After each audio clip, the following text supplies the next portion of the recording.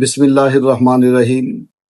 آج کی یہ ویڈیو جو ہے وہ عشرہ ذوالحج جو ہے اس کے راتوں کے جو نوافل ہیں اس حوالے سے ہے اور اس کی فضیلت کے حوالے سے ہے۔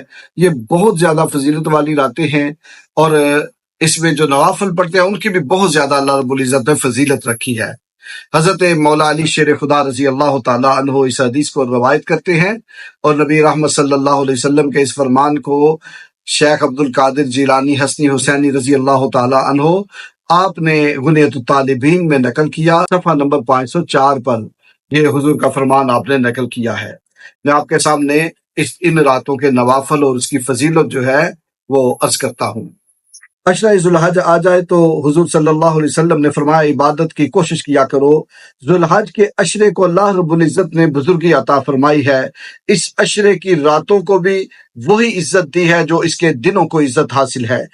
اگر کوئی شخص اس عشرے کی کسی رات کے آخری تہائی حصے میں 4 رکعتیں پڑھے گا تو حضور فرماتے ہیں اسے حج بیت اللہ اور روضہ رسول صلی اللہ علیہ وسلم کی زیارت کرنے والے کے برابر ثواب ملے گا۔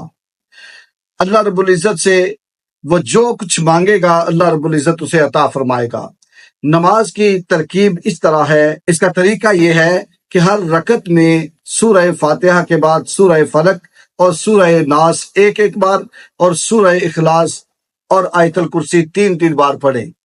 سلام پھیر کر یہ دعا مانگے، سبحان ذی العزت والجبروت سبحان ذی القدرت والملکوت سبحان الحی الذی لا يموت سبحان اللہ رب العباد والبلاد والحمد للہ کثیرا طیبا مبارکا على كل حال اللہ اکبر کبیرا ربنا جل جلالہ وقدرتہ بكل مکان۔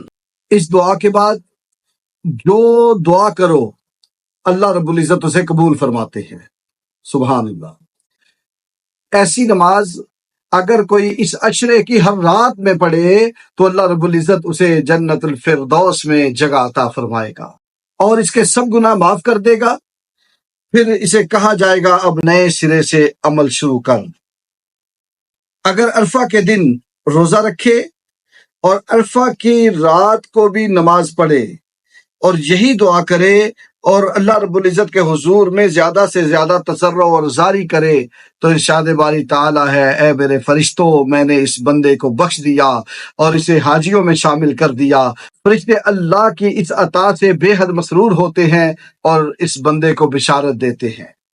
تو یہ بڑا آسان سا طریقہ ہے اللہ رب العزت کی رضا حاصل کرنے کا، اللہ رب العزت کا قرب حاصل کرنے کا، اللہ رب العزت کی جنت حاصل کرنے کا اور حاجیوں میں نام لکھوانے کا اور حج کا ثواب حاصل کرنے کا۔ اگر ہم وہاں نہیں جا سکے پاک حرم میں تو یہاں بھی رات کو نوافل پڑھ کے یہاں روزہ رکھ کے اللہ رب العزت کا قرب اور حج کا ثواب حاصل کر سکتے ہیں۔ اللہ رب العزت ہمیں عمل کی توفیق عطا فرمائے۔